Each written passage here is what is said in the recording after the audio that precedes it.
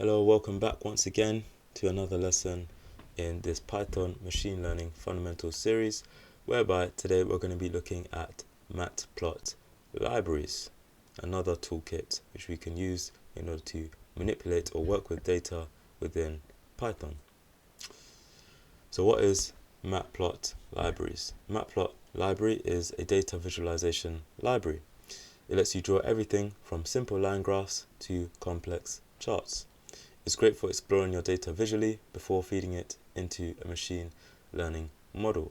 So certain things we can do is create charts and plots, work with NumPy and pandas, and it's great for exploring and also presenting the data. So once again, how we import the matplot library is usually just simply like this. So import matplotlibrary.pyplot as plt, or remember, we can call this whatever we want. It just ensures that when we're working with this library, we don't have to use this long word each and every time. Okay, right, so here's your first plot. This draws the line, and plt, so plt.plot will draw a line and plt.show displays it. It's very simple yet powerful.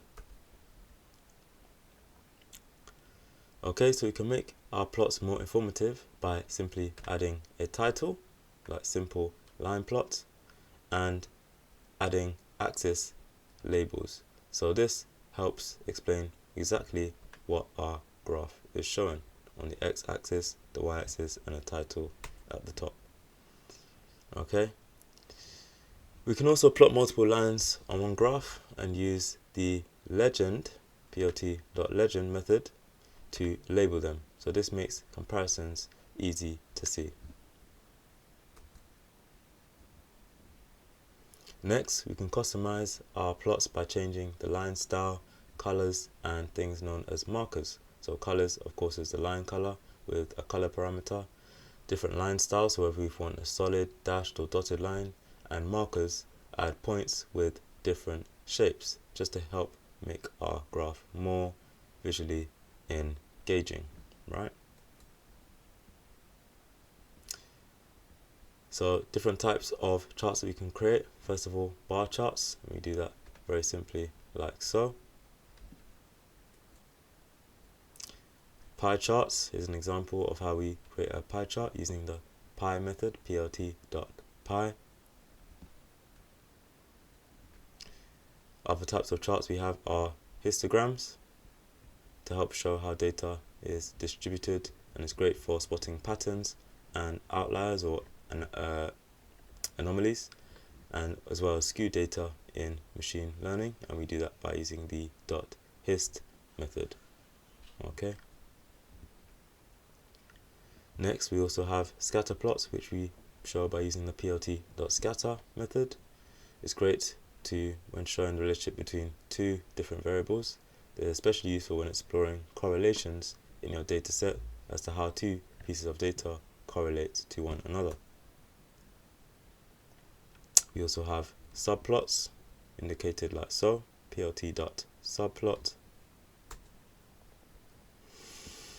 Last of all, once creating our different plots or different charts, we want to, of course, be able to save our configuration, and we do that using the plt.savefig. Alright, and we can label it whatever we want, myplot.png or whatever. We can also add different styles using the inbuilt style.use command, and we have many different styling methods such as ggplot or seaborn, and they will give our presentations or our charts a different stylistic effect to make our plots look more professional. Next, we can also integrate from Panda. So here we're integrating some data from our pandas library. So we've got a data frame .plot, and we're using that data in order to create our plot. And again here. So before we get into our practical lesson once again, just a quick recap of what we went over. So matplot libraries creates different types of charts, whether it's line, bar, pie, and scatter plots. We can also create titles, labels, legends used for clarity.